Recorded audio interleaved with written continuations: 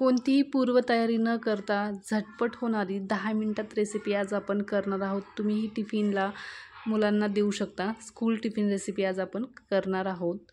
जास्त काही तयारीसुद्धा करायची गरज नाही। कितीही सकाळी उठायला उशीर जरी झाला तर आपण ही 5 ते 7 मिनिटात बनवून तयार होते ही रेसिपी। स्कूल टिफिन रेसिपी असल्यामुळे जेवढं शक्य होईल तितकं आपण हेल्दी बनवण्याचा प्रयत्न केलेला आहे आणि याच्यामध्ये भरपूर भाज्या टाकलेल्या आहेत, म्हणून खूपच हेल्दी रेसिपी बनवून तयार झालेली आहे।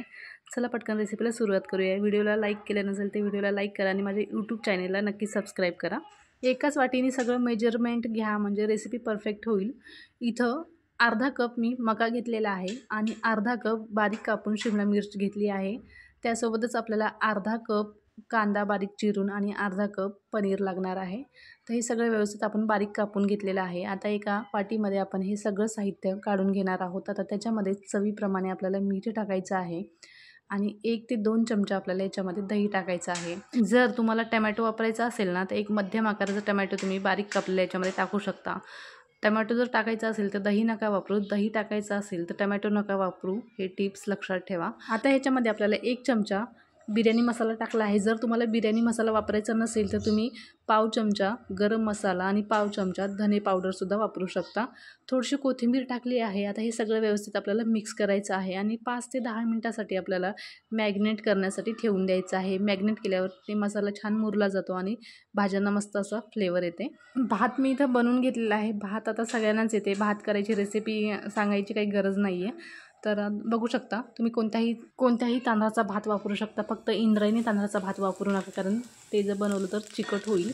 फक्त जुना तांदळाचा भात मस्त बनवायचा म्हणजे मोकळा होतो। आता 2 चमचे ताव्यामध्ये तेल गरम करून घेतलं आहे। त्याच्यामध्ये जिरं पाव चमचा टाकायचं आहे आणि मोहरी पाव चमचा टाकायचा आहे आणि त्याच्यामध्ये बारीक चिरलेली 2 लाल मिरच्या आणि बारीक चिरलेले 2 हिरव्या मिरच्या टाकायच्या आहेत आणि कढीपत्ता पण टाकून घ्यायचा आहे। मस्त असं फ्राय होऊ द्यायचं, झणझणीत फोडणी द्यायची आहे म्हणजे रेसिपी मस्त होते आणि ताव्यावरच ही रेसिपी करायची आहे। फ्लेवर खूप मस्त येते। आता जे आपण मॅग्नेट केलं होतं ना ते पण याच्यामध्ये टाकायचं आहे आणि छान आपल्याला व्यवस्थित परतून घ्यायचं आहे।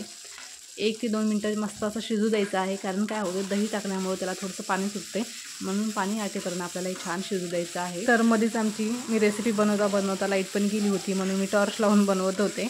तर आता हे आपण 1 मिनिटासाठी झाकून ठेवूया। तर बघू शकता 1 मिनिटानंतर आपल्याला ही प्लेट काढून घ्यायची आहे आणि पुन्हा चेक करायचं आहे, पुन्हा छान व्यवस्थित परतून घ्यायचं आहे। याच्यातलं सगळं पाणी आटलेलं आहे तर आपण याच्यामध्ये भात टाकून घेऊया। सगळा भात आपल्याला टाकायचा आहे। 1 कप इथं भात मी वापरला आहे। आता छान व्यवस्थित आपल्याला हे मिक्स करून घ्यायचं आहे। तर मीठ टाकायची गरज नाही, कारण आपण पहिल्यांदा पण मीठ टाकलं आहे आणि भातातसुद्धा ऑलरेडी मीठ टाकलेलं होतं।